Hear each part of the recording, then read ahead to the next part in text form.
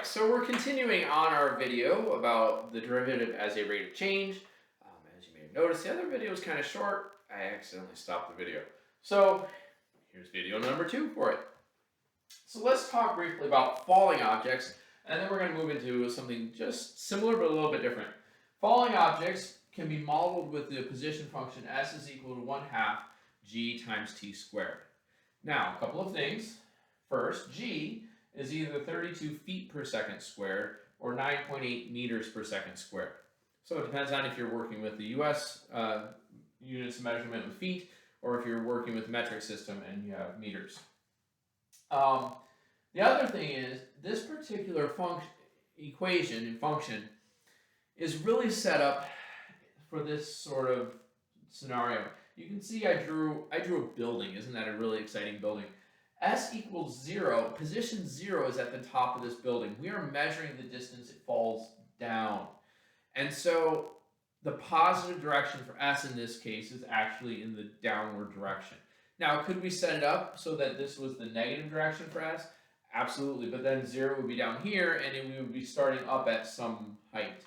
So this is really great if you just want to measure how far it actually falls. Yeah. Anyway, so let's keep going. Here's another option. A ball is launched into the air, and its height is given by s of t is equal to 160t minus 16t squared. How high does the ball go? All right, so there's a few really fun things happening here that we'll talk about as we go through this. You'll notice this is part A. I actually have all the way through part E for this particular problem. But in this case, we're not looking at something that just falls. We're actually launching this ball up into the air. So we're not just dropping it. When you drop it, you're not starting it with any velocity. This one's going to actually start out with a velocity. And it's going to start, from the ground level. It's going to go up, it's going to come down, which is really important because we want to know how high this ball actually goes. So here's how we can maybe think about this. We know that it's going to go up, it's going to come down.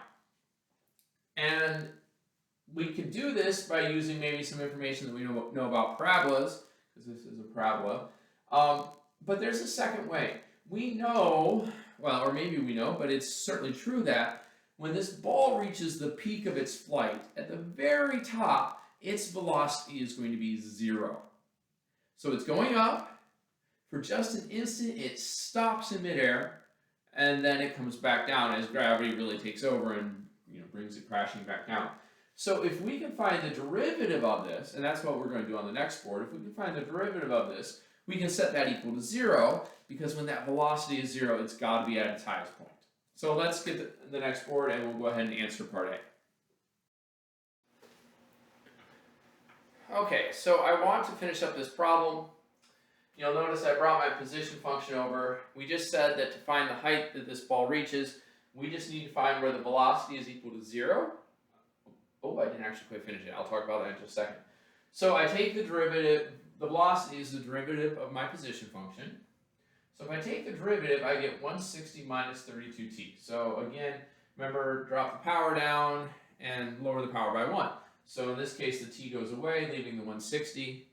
When the 2 comes down front, negative 16 times 2 is that negative 32, and now we have t to the first power.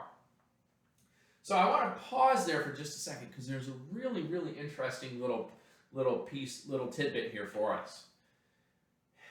The 160 has to be the initial velocity of the ball. Remember, we said that this ball was launched into the air. So this initial velocity, probably in, it's in feet per second. This velocity in feet per second has to be 160. Now, ask yourself, do you know why it has to be 160? So go ahead and pause this, think about that for just a second, and then come back. And when you do, I'm going to answer it. So pause. Okay, so hopefully you paused it, and now you have an idea, you thought about why it's the initial velocity. Because if you plug in 0, v sub 0, right, the velocity at the very beginning, you get 160. And why that's so interesting is because it's hiding right there on the t in our position function. And so interestingly, if you have a position function and it's a quadratic like this, that initial velocity is always the coefficient of the middle term, or the just t to the first power term. All right, so back to our problem.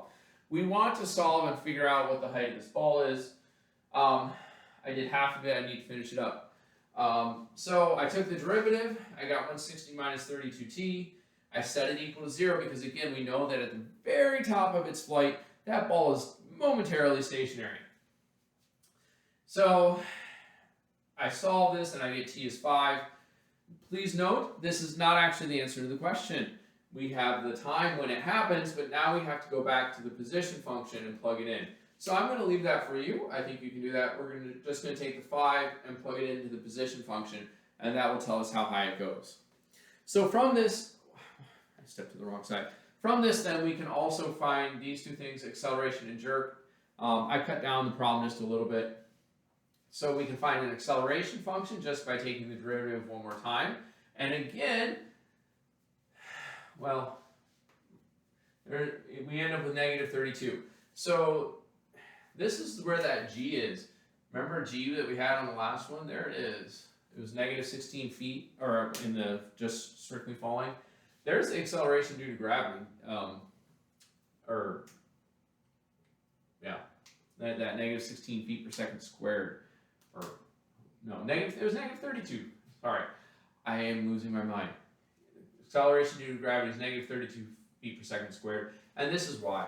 This is a problem where even though we give this ball an initial velocity, all the acceleration in this particular problem is due to gravity. And we can see that when we take the second derivative to get to the acceleration, it's negative 32. And that's where that negative 32 feet per second comes from.